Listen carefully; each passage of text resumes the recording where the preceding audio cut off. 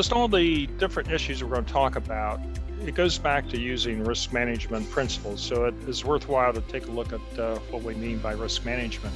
Okay, let's talk a little bit about outsourcing strategy. And question about, when do you outsource things? And when you think about the direction of industry, what I'd like to do is talk about the differences and similarities of the US FDA drug regulations, GMPs, what ICH has to say about outsourcing.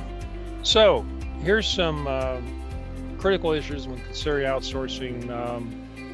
And this was from a biopharmaceutical manufacturing to CMO.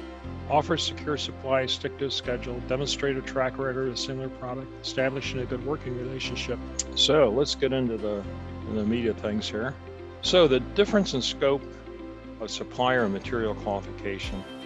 Material qualification is usually done by specific part number.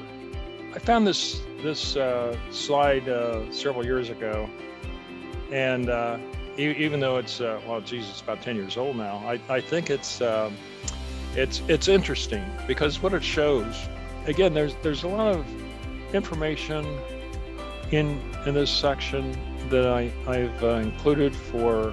What I'd like to talk about though is if we go back, this goes back to 2012, okay?